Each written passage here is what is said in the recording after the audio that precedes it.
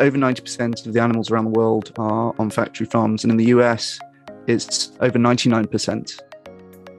Welcome to the Knowledge Archives podcast. We're a group of students on a mission to learn from as many different disciplines of knowledge as possible. I'm your host, Madhav Malhotra, and today I'm glad to be joined by Dr. Chris Bryant, a psychologist from the UK who studies how to get people to reduce animal product consumption. Today, we talk about the problem behind meat consumption, some solutions to change consumers' meat purchases, and what's next in this field. So thank you so much for taking the time to join me today. I'm very happy to dive more into this area that's gaining more attention, and rightfully so. And before we dive into all of the technical details, I'd just love to hear more about your story, an introduction to who you are, and also how you got started in this area of work. Yes, absolutely. So I've been a vegetarian for 7 years at this stage, and a vegan for about 3 years. I first gave up eating meat after I went to my friend's philosophy class and was kind of argued into it. And yeah, I spent many years as a very kind of reluctant vegetarian, and I really missed eating meat. And I've always been very into plant-based meat replacements and so on, just eating them personally. It occurred to me that there must be many people like me who understand that there are good reasons to be cutting down our meat intake, but just really like eating meat and so don't want to do that. And so that kind of sparked my interest in alternative proteins and what we can do to actually replace meat with something else that people find acceptable. Yeah, and to specify, the points of everything here, why is meat consumption bad to begin with? What kinds of damages does it cause? Yeah, so there are at least three kind of major categories of reasons to be eating less meat. The first, and the most important for me, is around animal suffering. So there are about 70 billion animals processed for food each year, and the majority of those are on factory farms. So over 90% of the farmed animals around the world are on factory farms, where their natural behaviors are suppressed. They're kept in small spaces and cages often. They're bred so that they grow more quickly than they would in nature.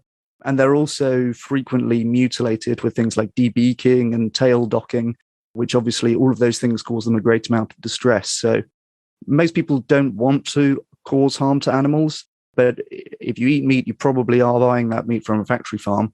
And so, that's something that we could think about doing less of. So that's the first reason. The second reason is around the environmental impact.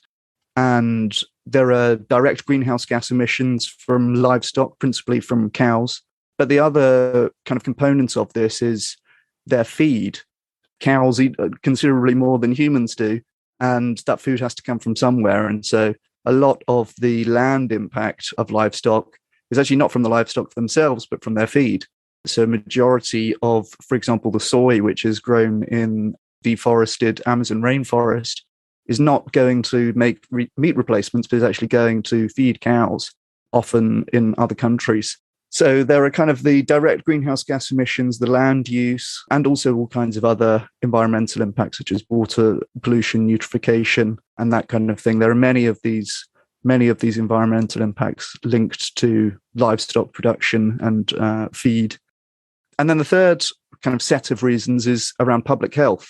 So animal farms are really hotspots for new diseases. It's a situation where we have many, often very genetically similar animals packed into small and unhygienic spaces. And so it's the perfect condition for diseases to spread, and they often hop to humans. We just recently in the UK had the first confirmed human case of the latest bird flu.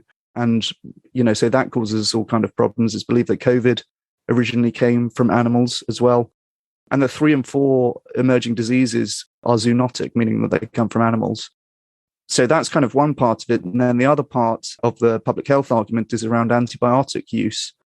Many times farmed animals are given antibiotics often prophylactically when they don't even have any illnesses, but they can prevent them from getting illnesses in the future, and they can also promote growth. So certain types of antibiotics will actually make the animals grow quicker so that they can be harvested more quickly and profitably.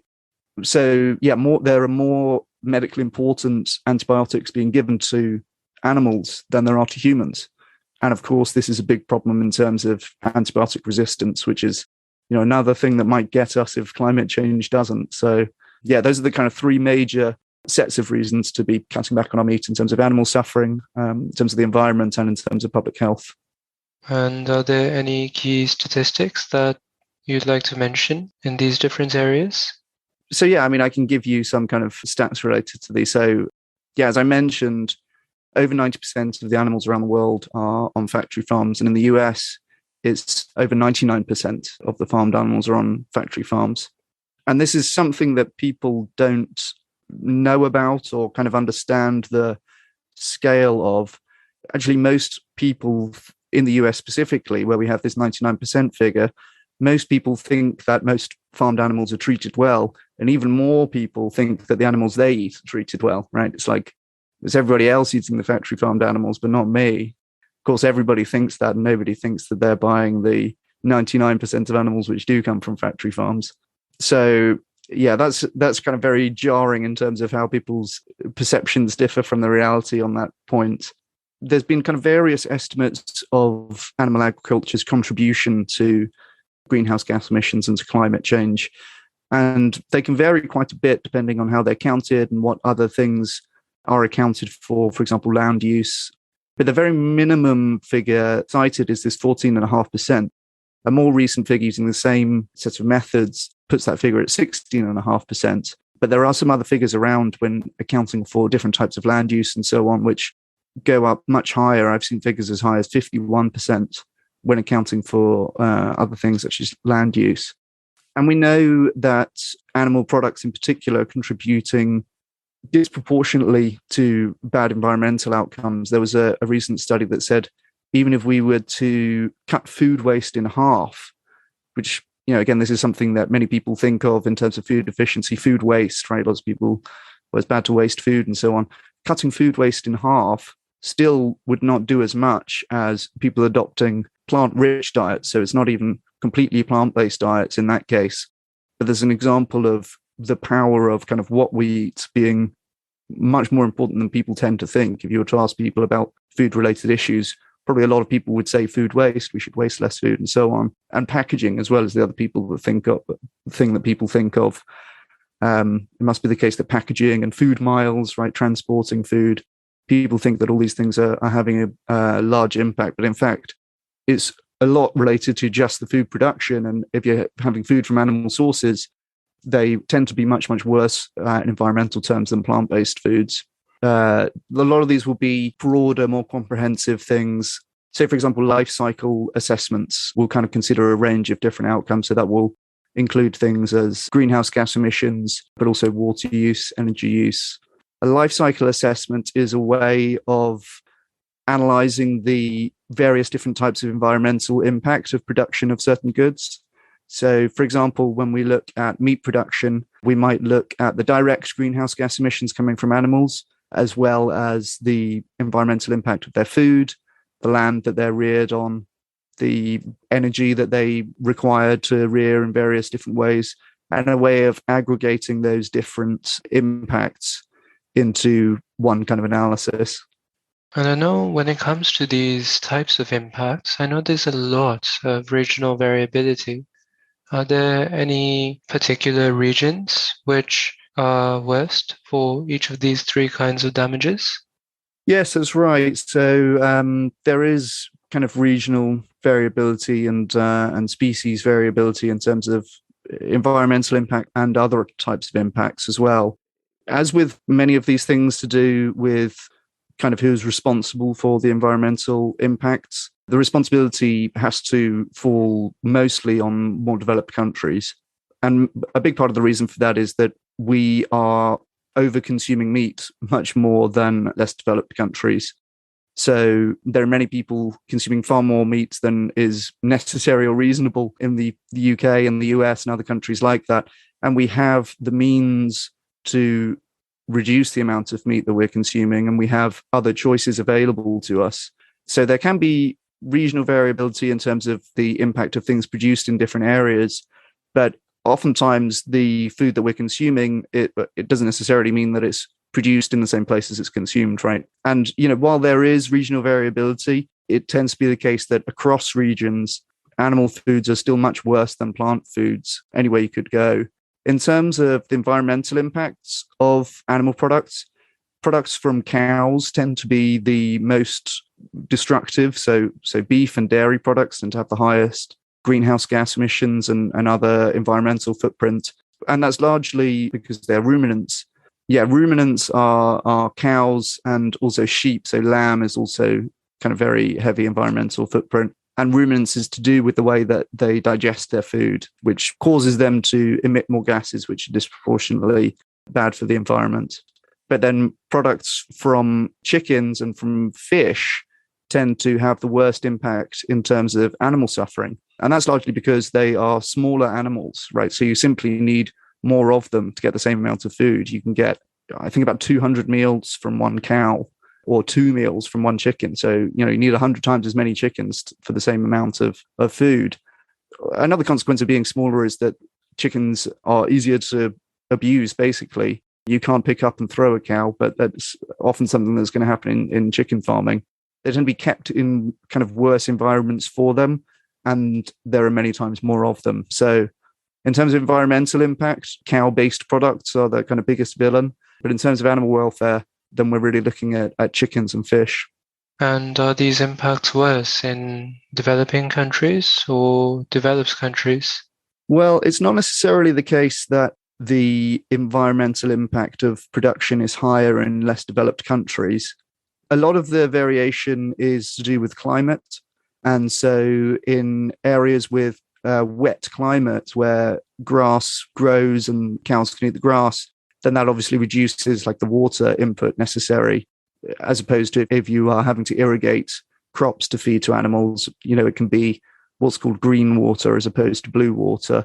Blue water is something that humans could have drunk if it wasn't used for another purpose. So there can be differences in impact based on that, and also just based on the different production methods that are common or available in those countries. Unfortunately, it tends to be the case that factory farming is more resource efficient than expansive farming. So obviously you can get a bunch of animals in a small space. Part of the reason really the main reason for doing that is resource efficiency.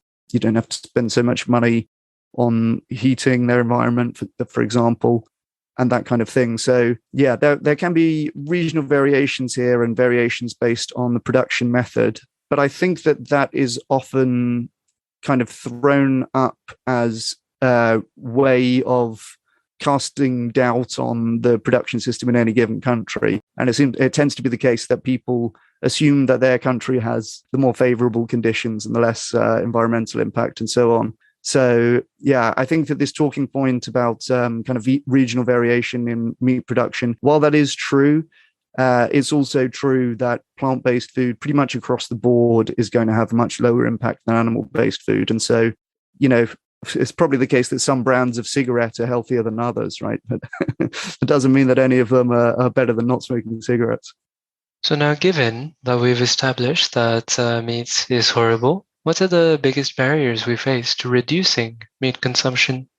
Yes, well, meat, as you say, is at the core of many of these global problems, but it's not necessarily easy to solve that, because the reality is that people like eating meat and most people don't want to reduce their meat consumption. So it then becomes more of a social problem in terms of how can we get people to go along with this and change their behaviors. The biggest barriers to doing that, well, I would say there are 2 or 3 major ones. Firstly, it's just taste and kind of sensory enjoyment of eating meat. Most people just don't want to lose that and will kind of oftentimes come up with other reasons around that, because that doesn't seem like a good reason on its own. Indeed, it's not really. But it is nonetheless like the largest determinant of food choice. So, it needs to be acknowledged in that sense. So that's kind of a big one. And then another one is affordability. And when we talk about plant-based alternatives in particular, it can be very cheap to eat just plant-based foods. But if we're talking about kind of animal product alternatives and plant-based meat and dairy and so on, it tends to be the case at the moment that these products are more expensive than their animal-based counterparts.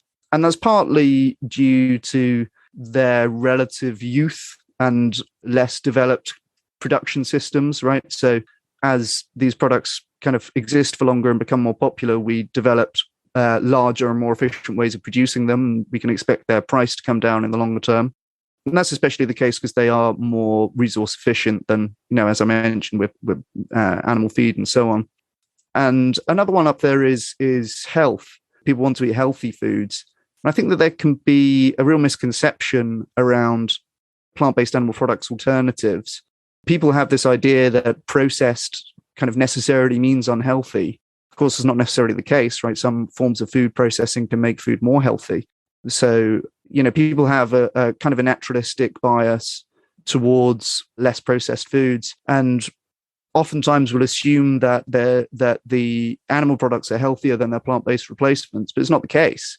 When we look at their nutritional profiles, we can see that plant-based products tend to have lower levels of saturated fat, lower levels of cholesterol, comparable levels of the things that we want to get from meat, like protein and iron and so on. And there are several such studies that do these kind of comparisons in nutritional profiles, which tend to favor plant-based products in terms of getting what we need and avoiding what we don't.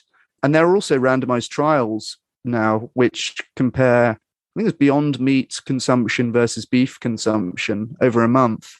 And people who are eating the meat replacement actually have significantly improved markers of cardiovascular health. In particular, TMAO is mentioned in the paper, which is a marker of heart disease. So animal product alternatives provide health benefits over animal products, but many people have the intuition that that would be the other way around. That's not correct. And are there any strategies that we have to get around these barriers and, get people on the right path? Yeah, so one of the ways that I've approached this question about how to reduce meat consumption recently is with this stages of change model, which is used in the cessation of problematic behaviors, including smoking and alcoholism and so on. And there's kind of very well established phases of change that people go through. So the first stage is called pre-contemplation, which means that people haven't yet thought that this might be a problem worth addressing. And in any given problematic behavior, and it seems to be the case in meat and animal product consumption as well, we can expect around 40% of the people engaged in this behavior are at the pre-contemplation stage. So they haven't thought that it might be a problem. They haven't even got to engaging with any of the reasons for or against. It's just not in their awareness yet.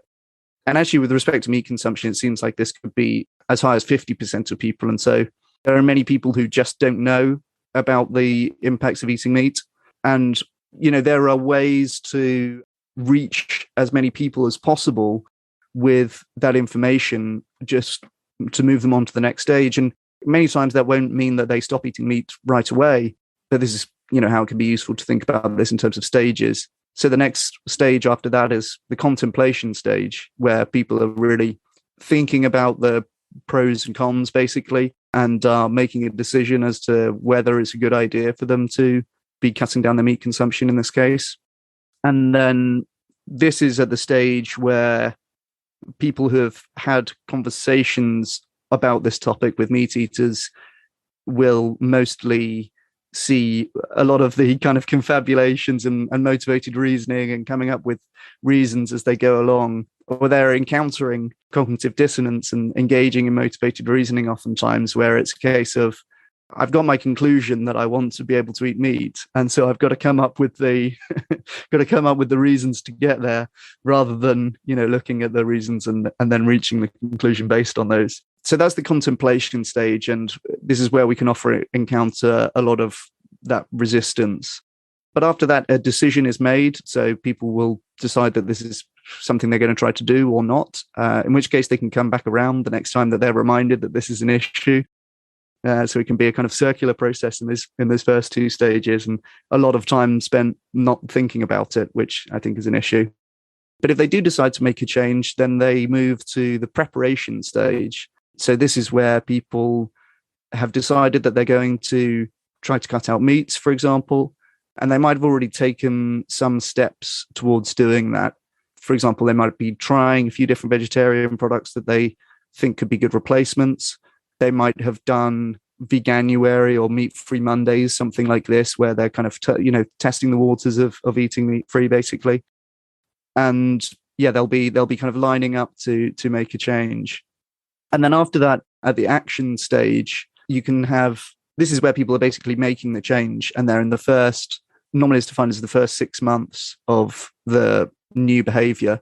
So one of the lessons from this model is basically that the longer you stick with it, the less likely you are to relapse, right? Like most people who go back to eating meat are going to do it in the first 6 months of trying to avoid it. So, but if you can push through that and you have kind of supportive people around you, and there is an environment that supports the new behavior, and you can keep it going, then you reach the maintenance stage where you have kind of established the meat-free diet and you're somewhat used to it. And then it's a case of maintaining that. The final termination stage where somebody no longer feels like it's any effort, basically. And behavior change people often talk about that being after about 5 years. So yeah, I think that thinking about meat reduction in terms of these stages is quite helpful for a number of reasons. Firstly, it lets us identify different people and where they are and kind of choose interventions which might be most helpful for them. So, for example, somebody at the pre-contemplation stage who has never thought about it, they probably just need to be told some of the facts and constantly exposed to reasons why they ought to start thinking about it, rather than, for example, somebody in the preparation stage, we might say they're already on board in principle and now they might need help in working out how to do it. For example, they might like recipes and that kind of thing. There's different interventions for people at different stages. I think another advantage of thinking about it this way is that it can enable us to see progress in individuals who might otherwise frustrate us.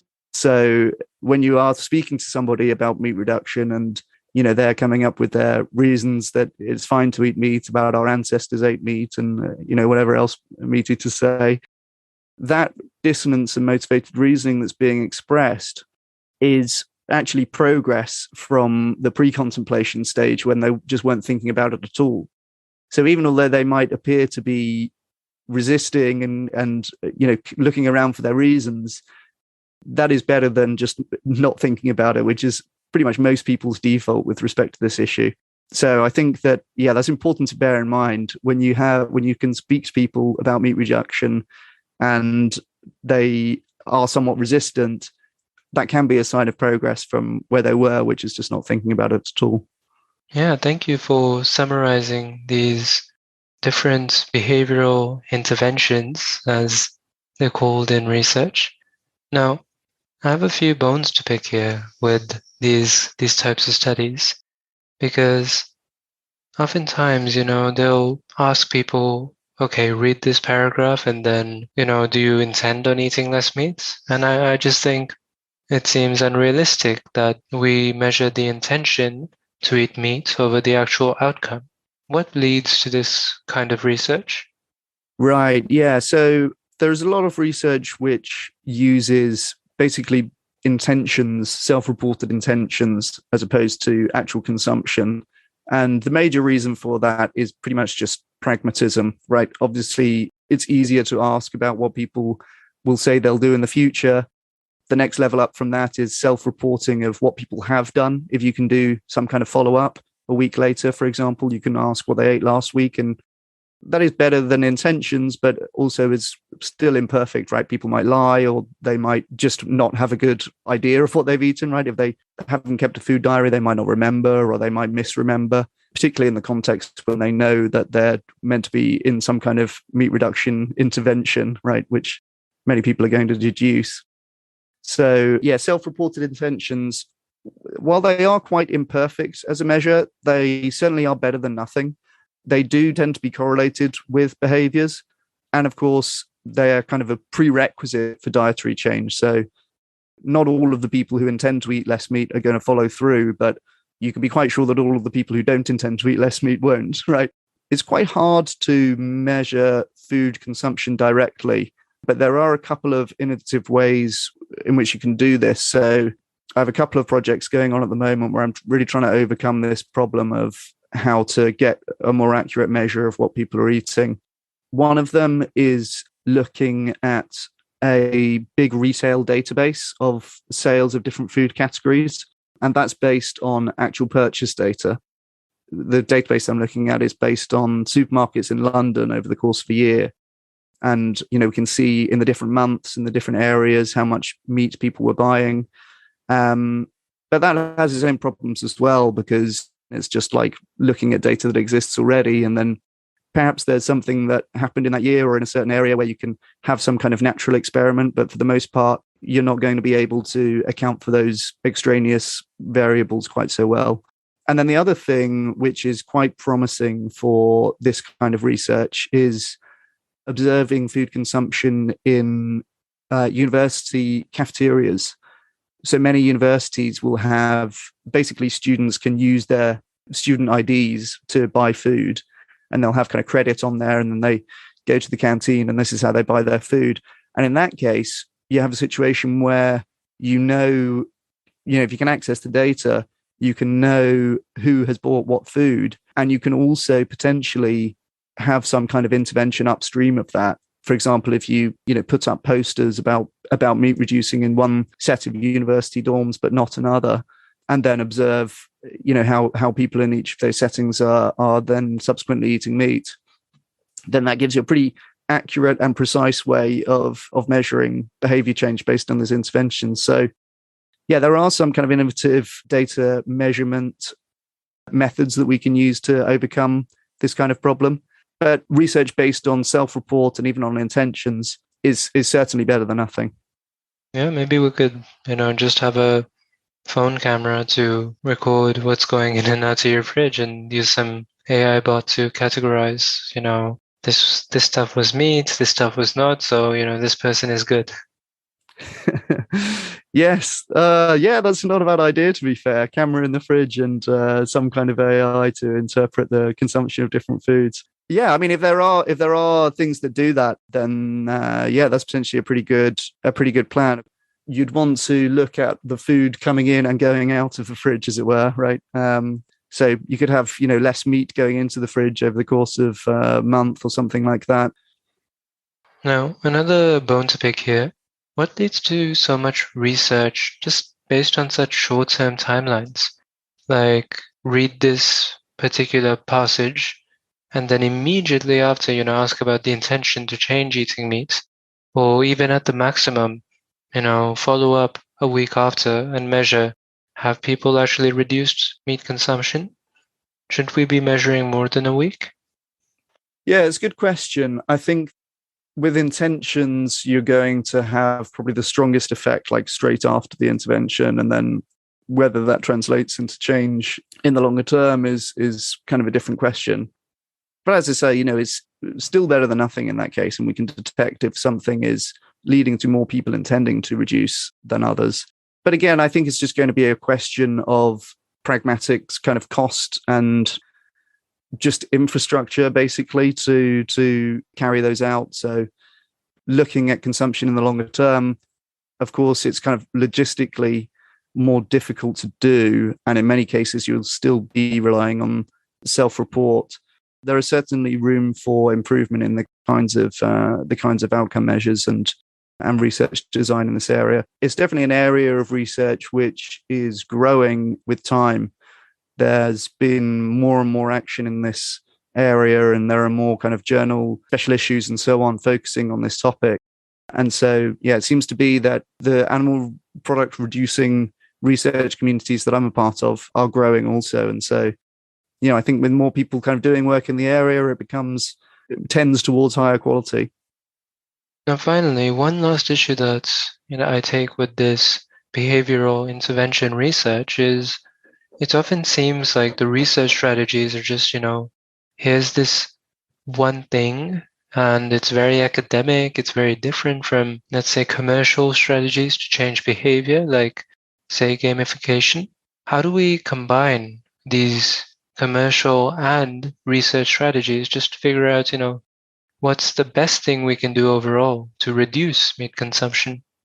Yeah, yeah, absolutely. I mean, I think with things like gamifying behavior change, for example, can be a very effective thing to do. And there are some apps which can be used for meat reduction along those lines.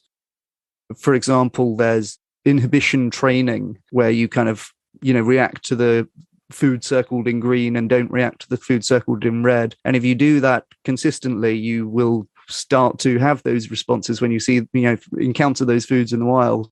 But I think, with something like that, it's very much at the action stage as opposed to these earlier stages. So, what that means is that it's for people who already want to reduce their meat consumption, right? If somebody doesn't think it's an issue, then of course they're not going to be playing the meat reducing streaks and that kind of thing, right? So there are certainly ways of implementing known effective behavior change methods within meat reduction. And then, there are on the earlier stages, for example, in the pre-contemplation and contemplation stages where people are yet to make that decision, then there can be more and less effective messages to show them to get them to decide one way or the other. Again, there are kind of pragmatic factors here in terms of it's easier to expose somebody to these kind of shorter interventions, which might be, read this vignette or something like that, is something that you often see in psychological research.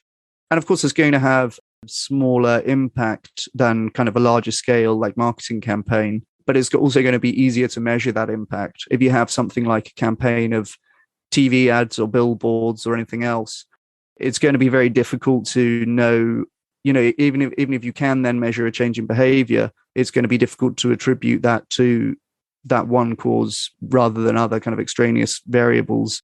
The larger scale and scope you get, the more difficult it is to isolate those effects. But usually the idea is to kind of look at the principles of the messages and techniques studied at that smaller scale, and then find the ones that are effective on that smaller scale before then scaling up to kind of bigger, larger interventions. And finally, how can we get more cooperation between researchers and, say, commercial experts in changing behavior, like user experience designers, for example, so that they can work together on reducing meat consumption? Yeah, it's an interesting question.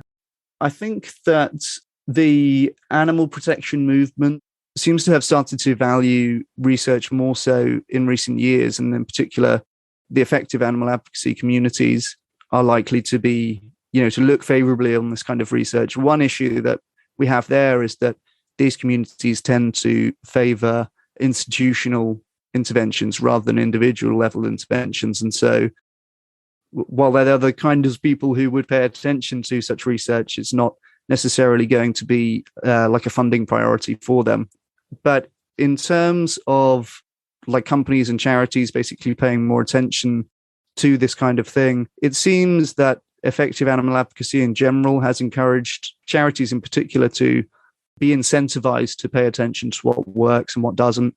And as there is more information about that, then more people will be taking that on board and incorporating those lessons into their various campaigns and so on.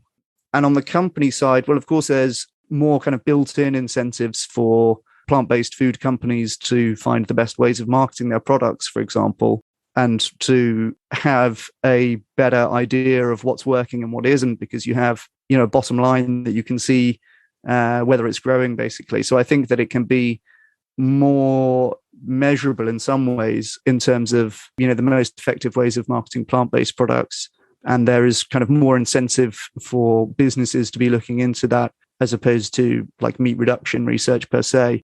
But it does seem to be the case that charities are paying more attention to this kind of thing and implementing more of the lessons.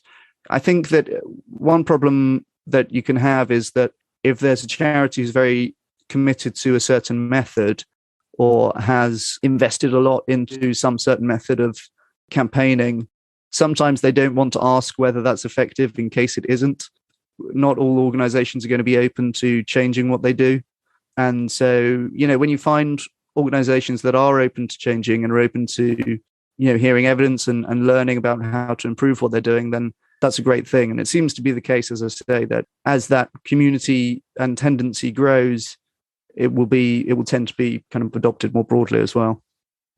Well, I really appreciate you going through all of this research. I know we started off with just basic questions, and then now we're talking about the future of the field. So I very much appreciate getting to talk to an expert about all the things that are going on in the field and what will be coming next. So thank you for taking the time today. Thanks very much. It was a pleasure talking to you. And I look forward to seeing the podcast.